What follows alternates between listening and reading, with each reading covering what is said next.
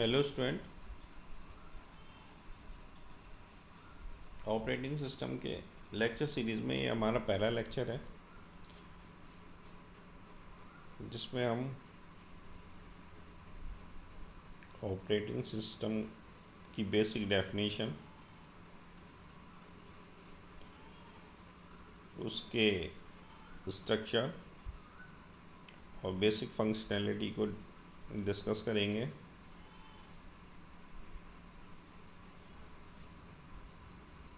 तो operating system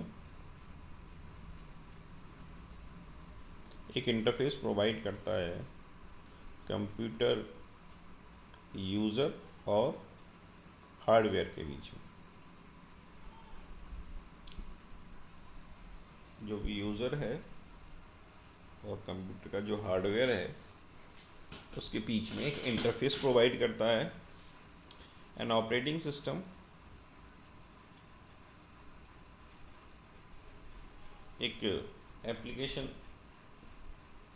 system software होता है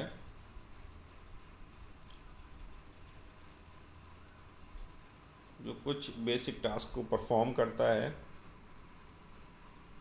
जैसे कि फाइल मैनेजमेंट, फाइल को मैनेज करना, मेमोरी मैनेजमेंट, तो जो भी मेमोरी यूज़ होती है, रैम, रोम, हार्ड डिस्क, उनको मैनेज करना। प्रोसेस मैनेजमेंट, जो भी प्रोसेस हमारे एग्जीक्यूट होने हैं या जो एग्जीक्यूट हो रहे हैं उनको मैनेज करना।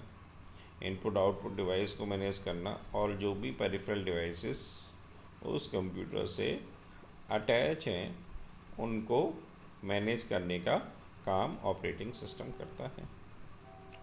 कुछ जो वेल नोन ऑपरेटिंग सिस्टम है उसमें सबसे ज़्यादा यूज़ होने वाला सिस्टम विंडोज़ है।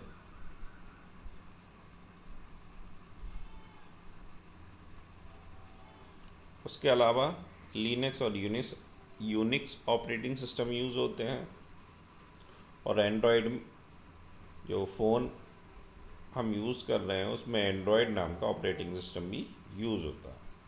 इसके अलावा भी बहुत सारे ऑपरेटिंग सिस्टम हैं जो हमने यहाँ दिए हुए हैं। BMS OS 400, EIX and ZOS, ये भी ऑपरेटिंग सिस्टम है जो यूज़ किए जाते हैं। अगर हम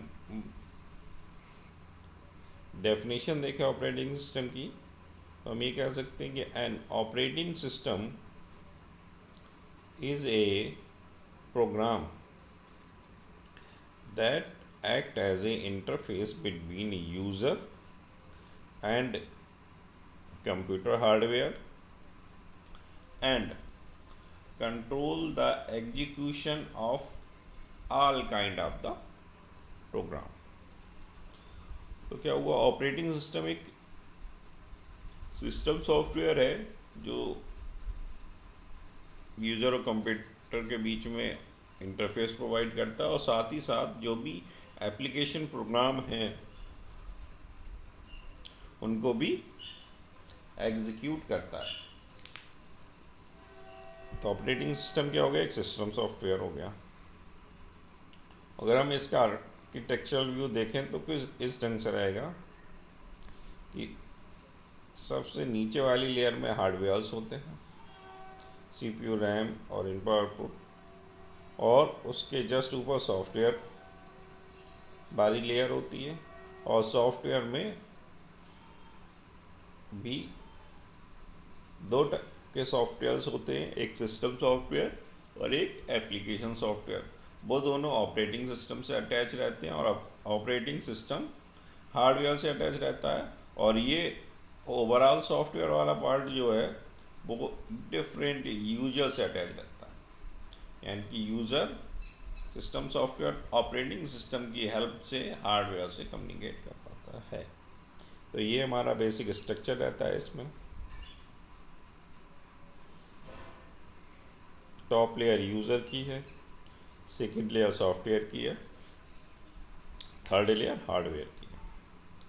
कुछ मेन फंक्शनैलिटी हमने स्टार्टिंग में भी बता दी थी। अब दोबारा से अगर हम पॉइंट्स वाइज देखें तो पहली फंक्शनैलिटी है मेमोरी मैनेजमेंट, दूसरी प्रोसेस मैनेजमेंट, तीसरी डिवाइस मैनेजमेंट, चौथी फाइल मैनेजमेंट, पाँचवीं जो है वो security, Chhathi control over the performance,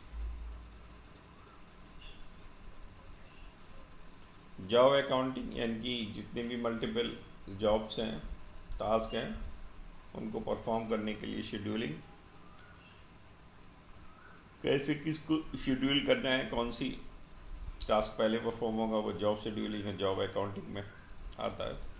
फिर एरर डिटेक्टिंग, अगर किसी वजह से कोई एरर अकर करी है तो उसके रिस्पेक्टिवली उसको आइडेंटिफाई करना और करेक्ट करना। लास्ट मेन काम क्या है कि coordination between the software end user, user और सॉफ्टवेयर के बीच में कोऑर्डिनेशन प्रोवाइड करता है। ये मेन फंक्शनैलिटी थी ऑपरेटिंग सिस्टम की।